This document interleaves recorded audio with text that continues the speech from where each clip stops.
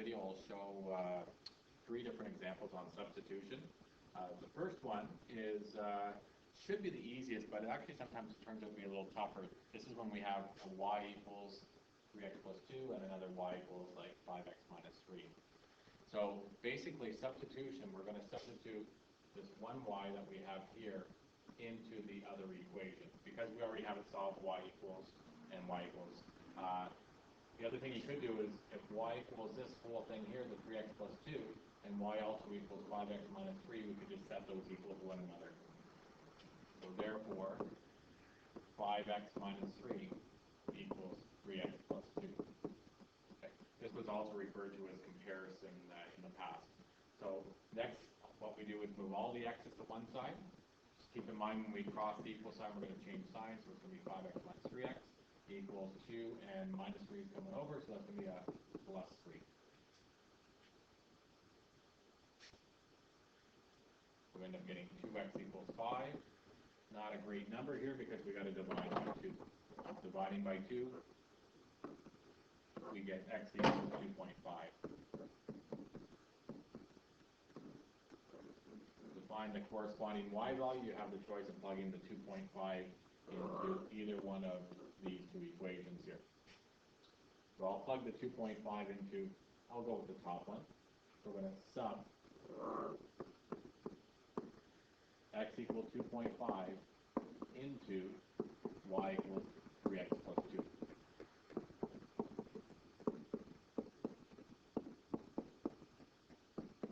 So 3 times 2.5 would be 7.5 plus 2.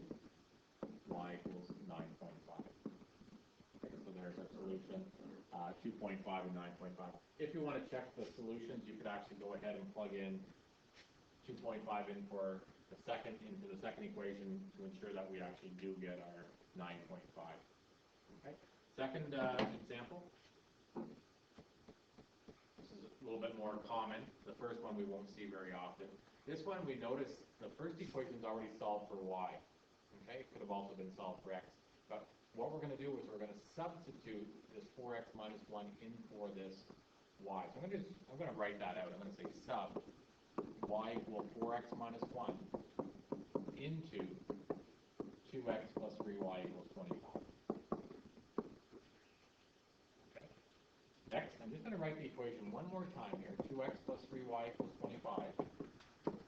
And I'm going to attempt to write it again, but instead of writing the 3y, I can now write 3. And instead of y, I'm going to take this and plug this in for my y. So it's going to be 4x minus 1 and equals 25. Okay, so this y was replaced with this y equals 4x minus 1. Next, multiply into the brackets. We get 3 times 4x is 12x. Positive 3 times negative 1 will be minus 3 equals 25.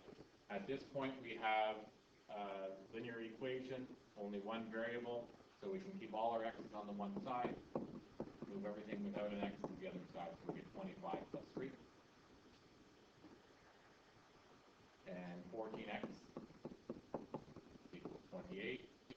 So 14x, this really means 14 times something equals 28, so to solve for x, I can just divide both sides by 14.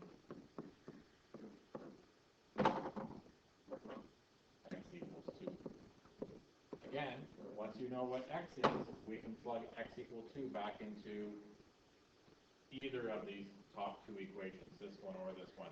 Of course, the best one to choose would be the y equals 4x minus 1. Okay, because it's already solved for y. So we're going to sub x equal to 2 into y equals 4x minus 1. So I'm going to go 4 times 2 minus 1, so y equals 8 minus 1, y equals 7. Okay, so that's our solution. So we could even sum it up. If it's a word problem, make sure you put a therefore. This is okay to just leave them in the little boxes here, x equals 2, y equals 7, but you could sum it up. Therefore, solution is 2 comma 7, or x equals 2, y equals 7. The final example, a little tougher. Notice neither one of these are solved for x or y. So what I have to do, first of all, is pick one of the two equations, either the top one or the bottom one, to solve it for x or y. Personally, I would choose the bottom one because we got a nice, just a one y here, or a single y. So let's try to solve this one for y. Actually, let's pretend we want to solve it for x. We would go 3x equals 14 minus y.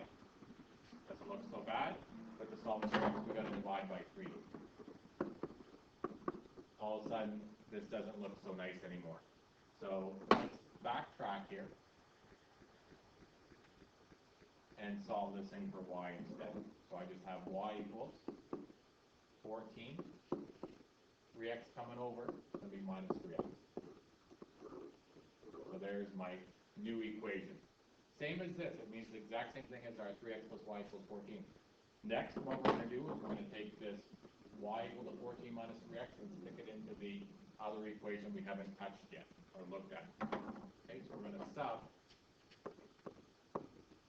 y equal to 14 minus 3x into 2x minus 3y equals 2. So again, writing this again, 2x minus 3. Now instead of y, I can put in this for my y. So we get 14 minus 3x equals 2. And again, we have a number out in front of our bracket. We can just simply multiply in to get rid of our bracket. So I get 2x minus 42 plus 9x, negative times negative, remember, is positive, 9x equals 2. Nice linear equation with one variable, only the x here. So keeping the x's on one side, I have 2x plus 9x equals 2 plus 42. 11x equals 44. X equals 4. Okay? Now I could have maybe showed my divide here, divide by 11, divide by 11. Okay? So the 11s would cancel, x equals 4. Again, don't forget to sub back our x equals 4 into one of our original equations. Now, we actually have 1, 2, and our new equation. So this one, the last one would be the one we want to plug back into because it's already in the form y equals. Every single one will give you the same answer though. Just pick the easiest one. So we're going to sub x equal to 4 into y equals 14 minus 3x, I believe. Okay, what's the equation? Let's check it again. Sure enough, yes, 14 minus 3x. So we get y equals 14 minus 3 times 4. Y equals 14 minus 12. Y equals 2. Okay. And again, if you want to check these answers, plug in x equals 4 and y equals 2 into either one of these. So 3 times 4 would have been 12.